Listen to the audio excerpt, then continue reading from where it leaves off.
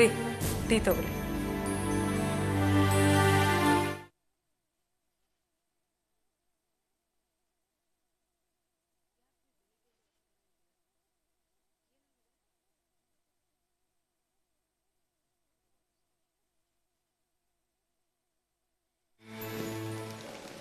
ಹೌದ್ರಿ, ವಿದ್ಯಾ ಹೇಳ್ತಿದ್ಲು, ಮೇಘ್ನಾನ್ ತಂದೆ ಮಿಲ್ಟ್ರಿಯಿಂದ ರಿಟೈರ್ಡ್ ಆಗಿ ಬಂದಮೇಲೆ ತಮ್ಮ ಮಗನ್ನು ಮಿಲ್ಟ್ರಿಗೆ ಸೇರಿಸಿದ್ರಂತೆ. ಪಾಪ ಅವನು ವಾರಲ್ಲಿ ತೀರ್ಕೊಂಡು ಆಮೇಲೆ ತಮ್ಮ ಮಗಳು ದೇಶ ಸೇವೆ ಮಾಡಲಿ ಅಂತ ಪೊಲೀಸ್ ಡಿಪಾರ್ಟ್ಮೆಂಟ್ಗೆ ಸೇರ್ಕೊಳ್ಳೋ ಹಾಗೆ ಪ್ರೋತ್ಸಾಹಿಸಿದ್ರಂತೆ. ಈಗ ನೋಡಿದ್ರೆ ಅವಳ ಜೀವನನೂ ಹೀಗೆ ಕೊನೆ ಆಯಿತು. ಅವ್ರ ತಂದೆ ನಿಜವಾಗ್ಲೂ ಗ್ರೇಟ್. ಇಬ್ಬರು ಮಕ್ಕಳನ್ನು ದೇಶ ಸೇವೆಗೆ ಮೀಸಲಿಟ್ಟ ಅವ್ರಿಗೆ ಎಷ್ಟು ಗೌರವ ಸಲ್ಲಿಸಿದ್ರು ಕಡಿಮೆನೆ. ಅದು ಸರಿ ಅನಿತಾ, ರಿಷಿಗೆ ಊರು ಕಳಿಸೋದ್ರ ಬಗ್ಗೆ ವಿದ್ಯನ ಹತ್ರ ಮಾತಾಡಿದ್ಯಾ? ಇಲ್ಲ ರೀ, ಅವಳು ನನ್ನ ಕೈಗೆ ಸಿಗ್ತಾ ಇಲ್ಲ. ಒಂದು ಕಡೆ ಮೇಘನಾನ್ ಸಾವು, ಇನ್ನೊಂದು ಕಡೆ ಆ CM ಪ್ರೆಷರ್, ಜೊತೆಗೆ ತನ್ನ ಟೀಮು ಧೈರ್ಯ ಕಳ್ಕೊಳ್ದಿರೋ ಹಾಗೆ ನೋಡ್ಕೋಬೇಕು. ಸಾಲದಂಗೆ ನಮ್ಮ 3 ಜನರ ಸೇಫ್ಟಿ ನೋಡ್ಕೋಬೇಕು. ಅವಳನ್ನು ನೋಡಿದ್ರೆ ಅಯ್ಯೋ ಅನ್ಸುತ್ತೆ. ಇಂಥ ಟೈಮ್ನಲ್ಲಿ ನಾವು ರಿಷಿ ವಿಷಯ ಮಾತಾಡಿದ್ರೆ ಎಲ್ಲ ತೊಂದರೆ ನನ್ನಿಂದಾನೇ ಆಗ್ತಿರೋದು, ನಾನೇ ಎಲ್ಲಾದರೂ ದೂರ ಹೊರಟೋಗ್ತೀನಿ ಅಂತ ಹೇಳ್ತಾಳೆ. ನೀನು ಹೇಳ್ತಿರೋದು ಸರಿನೇ. ಈಗ ಅವಳಿಗಿರೋ ಮನಸ್ಥಿತಿಗೆ ಆ ರೀತಿ ನಿರ್ಧಾರ ತಗೊಂಡ್ರೂ ಆಶ್ಚರ್ಯ ಇಲ್ಲ. ಒಂದು ಕೆಲಸ ಮಾಡು, ಒಂದು 2-3 ದಿವಸ ಈ ವಿಷಯದ ಬಗ್ಗೆ ಮಾತಾಡ್ಬೇಡ, ಸುಮ್ಮನೆ ಬಿಡು. ಆಯ್ತ್ರಿ, ನಾನು ಸರಿಯಾದ ಸಮಯ ನೋಡ್ಕೊಂಡೇ ಮಾತಾಡ್ತೀನಿ. ಆಯಿತು, ಹಾಗೆ ಮಾಡು. ಆದರೆ ಯಾವುದೇ ಕಾರಣಕ್ಕೂ ವಿದ್ಯನ ಮನಸ್ಸಿಗೆ ನೋವಾಗ್ತಿರೋ ಹಾಗೆ ನೋಡ್ಕೊ. ನೀವು ತಲೆ ಕೆಡಿಸ್ಕೋಬೇಡಿ, ನಾನು ಮಾತಾಡ್ತೀನಿ.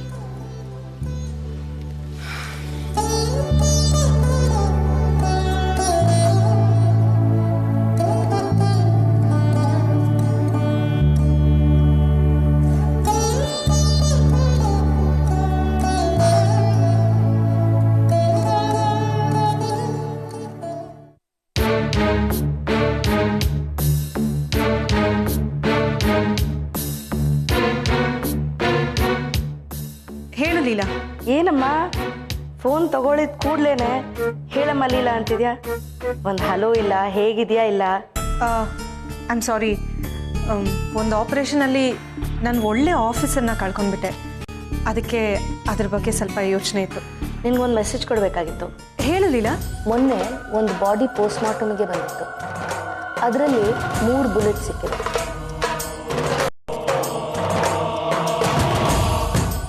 2 ಬುಲೆಟಲ್ಲಿ ನಿನ್ನ ಪಿಸ್ಟಲ್ ಸಿಗ್ನೇಚರ್ ಇದೆ. ನನ್ನ ಪಿಸ್ಟಲ್ ಸಿಗ್ನೇಚರಾ? ಹೌದು. ಬಲಗಡೆ ತೊಡೆ ಹತ್ರ, ಇನ್ನೊಂದು ಮಂಡಿ ಕೆಳಗೆ, 3ನೇದು ತಲೆ ಒಳಗಿದೆ. ಅರ್ಥ ಆಗ್ತಿಲ್ವಲ್ಲ, ಯಾರ ಬಾಡಿ ಇರ್ಬೋದು? ಬಾಡಿ ಎಲ್ಲಿ ಸಿಕ್ತು ಅಂತ ಏನಾದರೂ ಇನ್ಫಾರ್ಮೇಶನ್ ಇದೆಯಾ ಲೀಲಾ? ಅದು ಕನಕ್ಪುರ ರಸ್ತೆಯಲ್ಲಿ ಒಂದು ಗುಹೆ ಇದೆಯಲ್ಲ, ಅದ್ರ ಸುತ್ತಮುತ್ತ ಕಾಡಿದೆ, ಅದ್ರ ಹತ್ರ ಸಿಕ್ಕಿದೆಯಂತೆ. ಓ, ಈಗ ಗೊತ್ತಾಯ್ತು. ಆ ಡಾಬಾ ಹತ್ರ ನಾನಿಬ್ರು ಟೆರರಿಸ್ಟ್ನ ಶೂಟ್ ಮಾಡಿದ್ದೆ.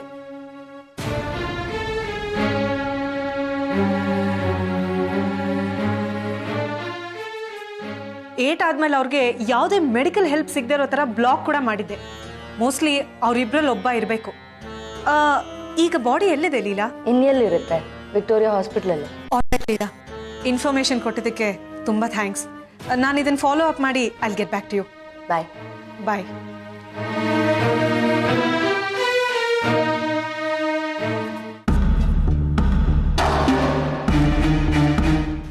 ಎಸ್ ರಾಮದಾಸ್, ಕೂತ್ಕೊಳ್ಳಿ. Thank you. ರಾಮದಾಸ್, ನಾವು ಡಾಬಾ ಹತ್ರ ಅಟ್ಯಾಕ್ ಮಾಡಿದ್ದು ನೆನಪಿದೆ ಅಲ್ಲ? ಹೌದು ಮೇಡಮ್, ಲಾಲ್ಬಾಗ್ನ ಡಿಪಾರ್ಟ್ಮೆಂಟ್ ಆಫ್ ಹಾರ್ಟಿಕಲ್ಚರ್ನಿಂದ ಬಂದಂಥ ಆಫೀಸರು ಆ ಇಬ್ಬರಲ್ಲಿ ಒಬ್ಬರನ್ನ ಗಾರ್ಡ್ನರ್ ಅಂತ ಹೇಳಿ ಕಂಡಿಡ್ತಾರಲ್ಲ? ಎಕ್ಸಾಕ್ಟ್ಲಿ. ಈಗ ಇನ್ನೊಬ್ಬನ ಬಗ್ಗೆನೂ ಮಾಹಿತಿ ಸಿಗೋ ಒಂದು ಸಾಧ್ಯತೆ ಇದೆ. ಆರ್ಡರ್ ಮಾಡಿ ಮೇಡಮ್, ನಾನು ಈಗಲೇ ಅವ್ರ ಮೇಲೆ ಅಟ್ಯಾಕ್ ಮಾಡಿ ನಮ್ಮ ಆಫೀಸರ್ ಮೇಘನಾ ಸಾವಿಗೆ ಸೇಡ್ ತೀರ್ಸ್ಕೊತೀನಿ. Don't be emotional Ramdas. ಸೇಡ್ ತೀರ್ಸ್ಕೊಳ್ಳೋಕೆ ನಾವು ರೌಡಿಗಳಲ್ಲ. ಎನ್ಕೌಂಟರ್ ಮಾಡಿ ಅವ್ರನ್ನ ಬಿಸಾಕ್ಬೇಕು ಅನ್ನೋಷ್ಟು ಕೋಪ ನನಗೂ ಇದೆ. ಆದರೆ ಅವ್ರು ನನಗೆ ಜೀವಂತವಾಗಿ ಬೇಕು. ಯಾಕಂದ್ರೆ ಅವ್ರ ನೆಟ್ವರ್ಕ್ನ ನಾವು ತಿಳ್ಕೋಬೇಕು. ನನಗೆ ಫೊರೆನ್ಸಿಕ್ ಡಿಪಾರ್ಟ್ಮೆಂಟಿಂದ ಲೀಲಾ ಭಟ್ ಅವ್ರು ಫೋನ್ ಮಾಡಿದರು. ಪೊಲೀಸ್ಗೆ ಆ ಕನಕಪುರ ರಿಂಗ್ ರೋಡ್ ಹತ್ರ ಒಂದು ಗುಹೆ ಇದೆ ಅಲ್ಲ? ಹೌದು ಮೇಡಮ್, ಅದು ಬನ್ನೇರ್ಘಟ್ಟ ಫಾರೆಸ್ಟಿಗೆ ಸೇರುತ್ತೆ. ಅಲ್ಲಿ ಒಂದು ಬಾಡಿ ಸಿಕ್ಕಿದೆ ಅಂತೆ. ಪೋಸ್ಟ್ ಮಾರ್ಟಮ್ ರಿಪೋರ್ಟ್ ಪ್ರಕಾರ ಆ ಬಾಡಿ ಮೇಲೆ 3 ಬುಲೆಟ್ ವೂಂಡ್ಸ್ ಇದೆ. ಒಂದು ಬಲಗಾಲಿನ ಮಂಡಿ ಕೆಳಗಡೆ, ಇನ್ನೊಂದು ತೊಡೆ ಮೇಲೆ, 3ನೇದು ತಲೆನಲ್ಲಿ. ಕಾಲಿಗೆ ಬಿದ್ದಿರೋ ಬುಲೆಟ್ಸ್ ಮೇಲೆ ನನ್ನ ಪಿಸ್ತೂಲಿನ ಸಿಗ್ನೇಚರ್ ಇದೆಯಂತೆ. ಆದರೆ ತಲೆಗೆ ಬಿದ್ದಿರೋ ಬುಲೆಟು ಬೇರೆ ಒಂದು ಪಿಸ್ತೂಲ್. ಡೌಟೇ ಇಲ್ಲ ಮೇಡಮ್, ಈ ಬಾಡಿ ಅವಂದೇ ಆಗಿರುತ್ತೆ. ಡೆಫಿನೆಟ್ಲಿ. ಯಾಕಂದರೆ ಈ ಘಟನೆ ನಡೆದ ನಂತರ ನಾನು ನನ್ನ ಪಿಸ್ತೂಲ್ನ ಯೂಸ್ ಮಾಡಿಲ್ಲ. ನನಗನ್ನಿಸ್ತಾ ಇದೆ ಆ ಟೆರರಿಸ್ಟ್ಗಳು ಅಲ್ಲೇ ಸುತ್ತಮುತ್ತ ಎಲ್ಲೋ ಇರ್ತಾರೆ ಅಂತ. ನಾವು ಅವತ್ತು ಡಾಬಾ ಹತ್ರ ಶೂಟ್ ಮಾಡಿದ್ವಲ್ಲ, ಆ ಇಬ್ಬರಲ್ಲಿ ಇವನು ಒಬ್ಬ ಆಗಿರ್ತಾನೆ. ನೀವೊಂದು ಕೆಲಸ ಮಾಡಿ ರಾಮದಾಸ್, ಮತ್ತೆ ಆ ಗುಹೆ ಹತ್ರ ಹೋಗಿ ನಮ್ಮ ಪ್ರೊಸೀಜರ್ ಪ್ರಕಾರ ಇನ್ನೊಂದ್ಸತಿ ಇನ್ವೆಸ್ಟಿಗೇಷನ್ ನಡೆಸಿ. ಆ ಗುಹೆ ಹತ್ರ ಬಹಳಷ್ಟು ಚಿಕ್ಕ ಮನೆಗಳು, ಫಾರ್ಮ್ ಹೌಸಸ್ಗಳು ಇದೆ ಅಂತಲ್ಲ? ಎಸ್ ಮೇಡಮ್, ಅಲ್ಲಿ ಫಾರ್ಮ್ ಹೌಸ್ಗಳಿರೋದು ನಿಜ. ಆ ಗುಹೆ 10-15 ಕಿಲೋಮೀಟರ್ ರೇಡಿಯಸ್ನಲ್ಲಿ ಬರುವಂತಹ ಎಲ್ಲ ಮನೆಗಳು, ಫಾರ್ಮ್ ಹೌಸಸ್, ಹಾಗೆ ಕನ್ಸ್ಟ್ರಕ್ಷನ್ ನಡೀತಾ ಇರೋಂಥ ಬಿಲ್ಡಿಂಗ್ಸ್ ಎಲ್ಲ ಕಡೆನೂ ಥರೋ ಸರ್ಚ್ ಮಾಡಿ. ಅನುಮಾನ ಬಂದಂಥ ವ್ಯಕ್ತಿಗಳನ್ನ ಇಮಿಡಿಯೇಟಾಗಿ ಕಸ್ಟಡಿಗೆ ತಗೊಳ್ಳಿ. ಆದರೆ ಅವಶ್ಯಕತೆ ಇಲ್ಲದೆ ಫೈರ್ ಮಾಡೋದು ಬೇಡ ರಾಮದಾಸ್. ಈ ನನ್ನ ಆರ್ಡರ್ ಅವ್ರ ಕಡೆಯಿಂದ ಅಟ್ಯಾಕ್ ಆಗದೆ ಇದ್ರೆ ಮಾತ್ರ. ನಿಮ್ಮ ಪ್ರಾಣಕ್ಕೆ ಅಪಾಯ ಇದೆ ಅಂತ ಅನ್ಸಿದ್ರೆ ಇಮಿಡಿಯೇಟಾಗಿ ಫೈರ್ ಮಾಡಿ. ಇಂಥ ಕ್ರಿಮಿನಲ್ಸ್ಗೋಸ್ಕರ ನಿಮ್ಮಂಥ ಆಫೀಸರ್ಸ್ನ ಕಲ್ಕೊಳ್ಳೋಕೆ ನಾನು ತಯಾರಿಲ್ಲ. ಈ ಕೇಸ್ನಲ್ಲಿ ನಿಮ್ಗಳ ಅವಶ್ಯಕತೆ ನನಗೆ ತುಂಬ ಇದೆ. ಹೊರಡಿ Ramdas. All the best. Thank you madam.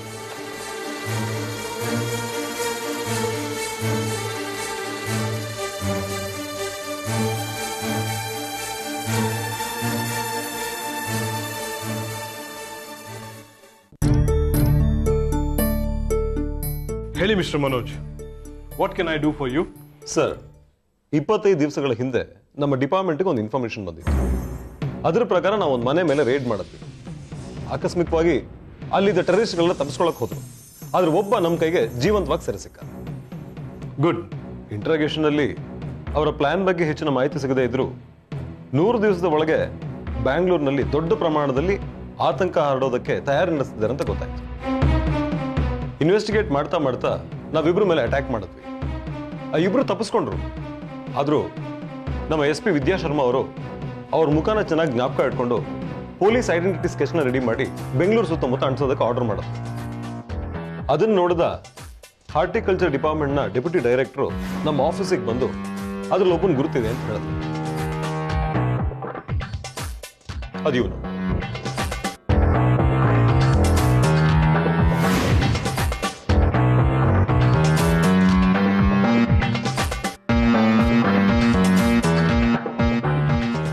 ಇವನ ಹೆಸರು ಸುರೇಂದ್ರನಾಥ್ ಅಂತ. ಲಾಲ್ಬಾಗ್ನ ಗಾರ್ಡನಿಂಗ್ ಡಿಪಾರ್ಟ್ಮೆಂಟ್ ನಲ್ಲಿ ಕೆಲಸ ಮಾಡ್ತಾ ಇದ್ದ. ಆದ್ರೆ ಇತ್ತೀಚೆಗೆ ಕೆಲಸಕ್ಕೆ ಬರೋದು ನಿಲ್ಸಿದಾನಂತೆ. ಅಲ್ಲಿಗೆ ಸೇರೋ ಮೊದಲು ಅವ್ನು ಮಿಲಿಟರಿಯಲ್ಲಿ ಇದ್ದ ಅಂತ ಅವ್ರಿಂದ ನಮಗೆ ಗೊತ್ತಾಯ್ತು. ದೇಶ ಸೇವೆ ಮಾಡ್ತೀನಿ ಅಂತ ಬಂದವನು ದೇಶದ್ರೋಹಿನ? ಛೇ ಸರ್, ಇವನ ಬಗ್ಗೆ ಎಲ್ಲ ಇನ್ಫಾರ್ಮೇಶನ್ ಕಲೆಕ್ಟ್ ಮಾಡಿದ್ದೀನಿ.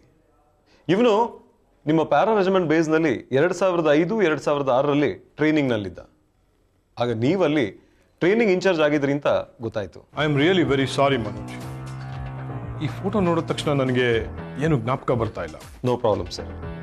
ಸ್ವಲ್ಪ ಟೈಮ್ ತಗೊಂಡು ಇವನ ಬಗ್ಗೆ ಡಿಟೇಲ್ ಇನ್ಫಾರ್ಮೇಶನ್ ಕೊಟ್ರೆ ನಮ್ಮ ಇನ್ವೆಸ್ಟಿಗೇಷನ್ಗೆ ಅನುಕೂಲ ಆಗುತ್ತೆ. ಖಂಡಿತ ಮಿಸ್ಟರ್ ಮನೋಜ್.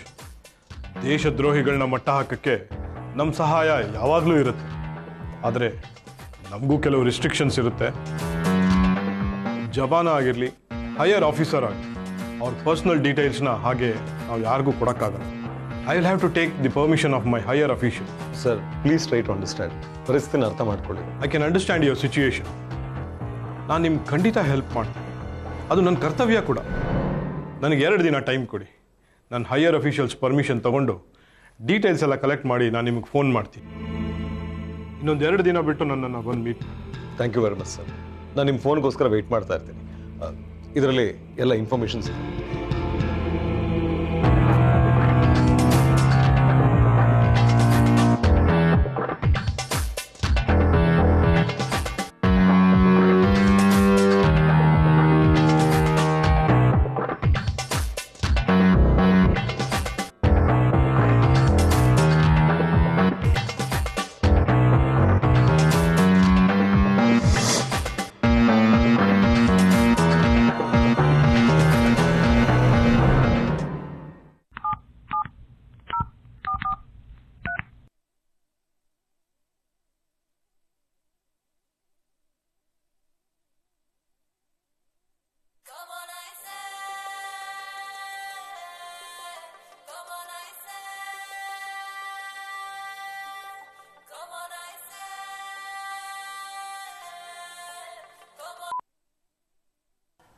ನಮಸ್ಕಾರ ಸರ್.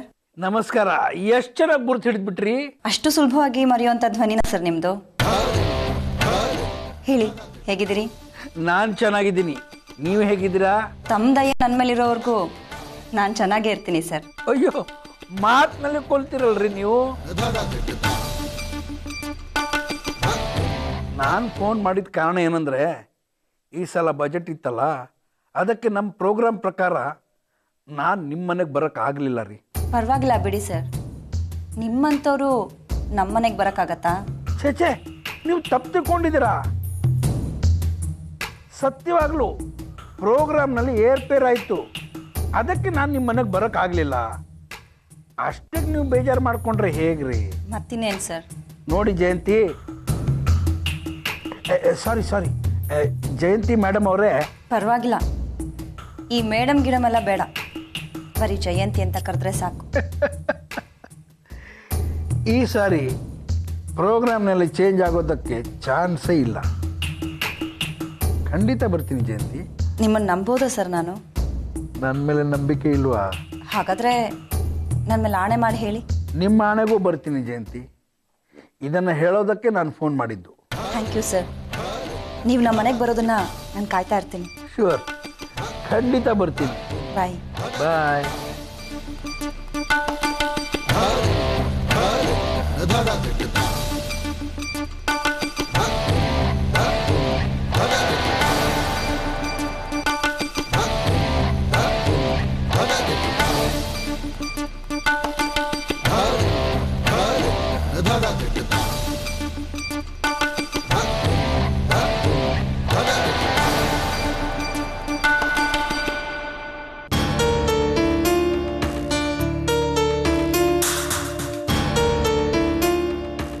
ಏನ್ ಮಲಯ, ಹೇಗೆ ನಡೆದಿದೆ ವ್ಯಾಪಾರ?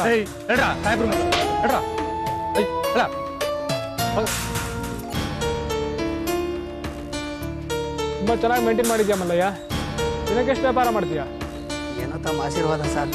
ದಿವಸಕ್ಕೆ ಒಂದು ಕಾಲು ಸಾಲ ಆಯ್ತದೆ. ಅದರಲ್ಲೆಲ್ಲ ಅರ್ಧಕ್ಕರ್ಧ ಸಾಲನೇ ಸರ್. ಸಾಲ ಕೊಡದೇ ಇದ್ರೆ ಈ ಬಡ್ಡಿ ಮಕ್ಕಳು ಎಲ್ಲಿ ಕುಡಿತಾರೆ ಸರ್? ಏನೋ ಅಪ್ಪ ಹಾಕಿದ ಆಲ್ಮರ ಅಂತ ಹಂಗೇ ಮಾಡ್ಕೊಂಡು ಹೋಗ್ತಾ ಇದ್ದೀನಿ. ನಿಮ್ಗೆ ಏನಾರ ಕುಡಿಯೋದಕ್ಕೆ ತಣ್ಣಗೆ? ಏನು ಬೇಡಪ್ಪ ಮಲಯ್ಯ. ಆ ಸಂಜೀವಪ್ಪನ ಬಗ್ಗೆ ಬೇರೆ ಏನಾದರೂ ವಿಷಯ ಗೊತ್ತಾಯ್ತಾ? ಇಲ್ಲ ಸರ್. ಮಲಯ್ಯ, ನೀನು ಆ ದಿನ ಹೇಳ್ತಿದ್ದಲ್ಲ, ಸಂಜೀವಪ್ಪ ಕುಡ್ಕೊಂಡು ನಂಗೆ ರಾಜಕೀಯದವ್ರು ಗೊತ್ತು, ನಾನು ಬಾಯ್ ಬಿಟ್ರೆ ಇಡೀ ಸರ್ಕಾರ ಬಿದ್ದೋಗುತ್ತೆ ಅಂತ ಹೇಳ್ತಿದ್ದ ಅಂತ. ಹೌದು ಸರ್. ಇಷ್ಟು ಬಿಟ್ಟು ಬೇರೆ ಏನಾದರೂ ಹೇಳ್ತಿದ್ನ? ಸ್ವಲ್ಪ ಜ್ಞಾಪಕ ಮಾಡ್ಕೊ. ನೀನು ಕೊಡೋ ಒಂದು ಸಣ್ಣ ಮಾಹಿತಿನೂ ನನ್ನ ಉಪಯೋಗ ಬರುತ್ತೆ.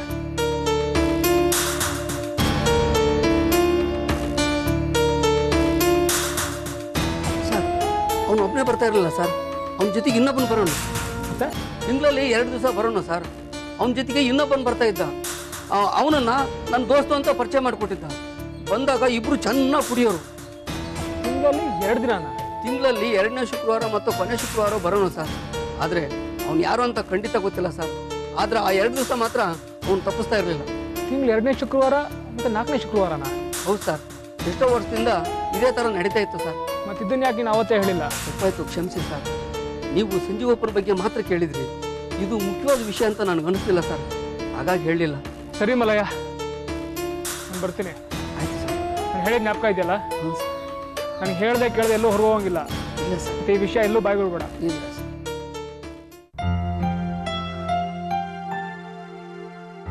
ಹಲೋ. ಹಾ ಲೋಕೇಶ್, ಹೇಳಿ. ಈ ಕೇಸ್ ಬಗ್ಗೆ ಒಂದು ಇಂಪಾರ್ಟೆಂಟ್ ಕ್ಲೂ ಸಿಕ್ಕಿದೆ ವಿದ್ಯಾ. ಏನದು? ಆ ಸಂಜೀವಪ್ಪ ದಿನ ಬಾರಲ್ಲಿ ಕುಡಿತಾ ಇದ್ದಾನೆ ಅಂತ ಹೇಳಿದ್ನಲ್ವಾ, ಅಲ್ಲೇ ಒಂದು ಸ್ಮಾಲ್ ಟ್ವಿಸ್ಟ್. ಆ ಬಾರಲ್ಲಿ ಕುಡಿಯೋಕೆ ಬರೋದು ಆ ಸಂಜೀವಪ್ಪ ಒಬ್ಬನೇ ಅಲ್ಲ, ಮತ್ತೆ ಇಬ್ಬರಿದ್ದಾರೆ. ಇಬ್ರಾ? ಹೌದು, ಇಬ್ರು. ಇದರಲ್ಲೂ ಒಂದು ಶಾಕಿಂಗ್ ಇದೆ. ಏನದು? ಅವರಿಬ್ರು ಆ ಬಾರಲ್ಲಿ ಸೇರ್ತಿದ್ದು 2ನೇ ಶುಕ್ರವಾರ ಮತ್ತೆ 4ನೇ ಶುಕ್ರವಾರ. ಹೌದಾ? ಆ ಸಂಜೀವಪ್ಪ ಕುಡಿದು ನಂಗೆ ರಾಜಕೀಯದವರೆಲ್ಲ ಗೊತ್ತಿದ್ದಾರೆ, ನಾನು ಬಾಯ್ ಬಿಟ್ರೆ ಸರ್ಕಾರನೇ ಬಿದ್ದೋಗೋದೆ ಅಂತ ಹೇಳ್ತಿದ್ನಲ್ಲ, ಅದಕ್ಕೆಲ್ಲ ಒಂದು ಲಿಂಕ್ ಸಿಕ್ಕಿದೆ. Good work Lokesh. ವಿದ್ಯಾ, ಈ ಕೇಸ್ಗೆ ನಿಮ್ಗೆ ಏನು ಹೆಲ್ಪ್ ಬೇಕಾದರೂ ಕೇಳಿ, ನಾನಿದ್ದೀನಿ. ವಿದ್ಯಾ, 2ನೇ ಶುಕ್ರವಾರ ಬರೋಕೆ 4 ದಿನ ಇದೆ. ನಾನು ಇಲ್ಲೇ ಇದ್ದು ತನಿಖೆ ಮುಂದುವರಿಸ್ತೀನಿ. ಆ ಸಂಜೀವಪ್ಪ ಸತ್ತೋಗಿರೋ ವಿಷಯ ಇನ್ನೂ ಸ್ಪ್ರೆಡ್ ಆಗಿಲ್ಲ. ಅವ್ನ ಫ್ರೆಂಡ್ ಅವ್ನು ಮೀಟ್ ಮಾಡೋಕೆ ಬರುವಾಗ ಅವ್ನಿಗೆ ಅರೆಸ್ಟ್ ಮಾಡ್ತೀನಿ. ಆಗ ನಮ್ಮ ಇನ್ವೆಸ್ಟಿಗೇಷನ್ಗೆ ಇನ್ನೂ ಈಸಿ ಆಗುತ್ತೆ. That's a good idea Lokesh. Never mind Vidya, it's my duty. Lokesh, I am very sorry. ಮೇಲಿಂದ ಮೇಲೆ ನಿಮಗೆ ತುಂಬ ತೊಂದರೆ ಕೊಡ್ತಾ ಇದ್ದೀನಿ. Okay bye. Okay, thank you very much.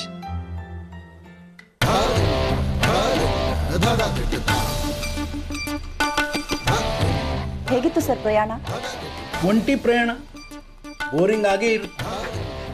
ಹೌದು ಸರ್, ಸಂಗಾತಿ ಇಲ್ಲಾಂದ್ರೆ ಜೀವನ ಪೂರ್ತಿ ಬೋರಿಂಗ್ ಆಗೇ ಇರುತ್ತೆ. ಏನು ಜಯಂತಿ ಮೇಡಮ್, ಯಜಮಾನ್ರು ಊರಿಗೆ ಹೋಗಿ ಇನ್ನು ವಾರನೂ ಆಗಲಿಲ್ಲ, ಆಗಲೇ ಜೀವನ ಬೋರಾಗಿ ಹೋಯ್ತಾ? ಇಲ್ಲಿ ನೋಡಿ, ಎಷ್ಟು ವರ್ಷದಿಂದ ಸಂಗಾತಿ ಇಲ್ಲದೆ ಜೀವನ ಸಾಗಿಸ್ತಾ ಇದ್ದೀನಿ. ನಮ್ಮ ಕಡೆ ಸ್ವಲ್ಪ ಗಮನ ಹಾಕಿ. ಏನು ಸರ್, ನಿಮ್ಮಂಥ ರಾಜಕೀಯದವ್ರಿಗೂ ಕಂಪಾನಿಯನ್ ಅನ್ನೋದು ಒಂದು ದೊಡ್ಡ ವಿಷಯನ? ಅದು ಬಿಡಿ, ಬೇರೆ ವಿಷಯ. ನೀವು ಹೇಗೆ ನಿಮ್ಮ ಯಜಮಾನ್ರು ಇಲ್ಲದೆ ಕಾಲ ಕಳೀತಾ ಇದ್ದೀರಾ? ಕಷ್ಟ ಸರ್, ತುಂಬ ಹಿಂಸೆ ಆಗತ್ತೆ. ಮನೆಯಲ್ಲಿ ಕೂಡ ಮಾಡೋದಕ್ಕೆ ಬೇರೆ ಏನು ಕೆಲಸ ಇರೋದಿಲ್ಲ. ಜೀವನನೆಲ್ಲ ಹೀಗೆ ಸುಮ್ಮನೆ ವೇಸ್ಟ್ ಮಾಡ್ತೀನೇನೋ ಅನಿಸ್ತಿದೆ. ಮನೆಯಿಂದ ಆಚೆ ಬನ್ನಿ, ಪ್ರಪಂಚ ದೊಡ್ಡದಿದೆ. ಬಿಸ್ನೆಸ್ ಮಾಡಿ, ಸಮಾಜ ಸೇವೆ ಮಾಡಿ.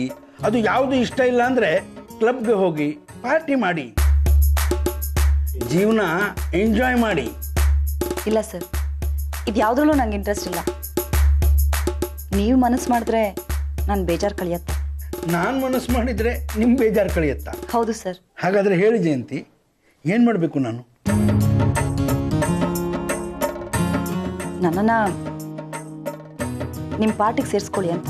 ನಮ್ಮ ಪಾರ್ಟಿಗ? ಹೌದು ಸರ್. ನಾನು ನಿಮ್ಮ ಪಾರ್ಟಿಗೆ ಸೇರಿದ್ರೆ ಸಮಾಜ ಸೇವೆನೂ ಆಗತ್ತೆ, ಹಾಗೆ ನಿಮ್ಮ ಜೊತೆ ಹೊತ್ಕಳ್ದಾಗೂ ಆಗತ್ತೆ. ನನ್ನ ಜೊತೆಗ? ಅದಕ್ಕೆ ನಿಮ್ಮ ಯಜಮಾನ್ರು ಒಪ್ಪಬೇಕಲ್ಲ. ಅವ್ರ ಬಗ್ಗೆ ನೀವು ತಲೆ ಕೆಡಿಸ್ಕೋಬೇಡಿ ಸರ್, ಅವರನ್ನು ನಾನು ಒಪ್ಪಿಸ್ತೀನಿ. ಸರಿ ಜಯಂತಿ ಅವರೇ, ನಾಳೆನೇ ನಮ್ಮ ಪಾರ್ಟಿ ಮೀಟಿಂಗಲ್ಲಿ ಈ ವಿಷಯ ಮಾತಾಡ್ತೀನಿ. Thank you sir, thank you so much. ನಾನು ನೋಡಿ ಮಾತಿನಲ್ಲಿ ನಿಮಗೆ ಉಪಚಾರ ಮಾಡೋದನ್ನೇ ಮರ್ತ್ಬಿಟ್ಟೆ. ಪ್ರಯಾಣ ಮಾಡಿ ನಿಮಗೆ ತುಂಬ ಹೊಟ್ಟೆ ಹಸಿವಾಗಿರ್ಬೇಕು. ತುಂಬ ಶೋ. ಸರಿ, ಹಾಗಿದ್ರೆ ನೀವು ಫ್ರೆಶ್ ಆಗಿಬಿಡಿ, ನಾನು ಊಟಕ್ಕೆ ರೆಡಿ ಮಾಡ್ತೀನಿ.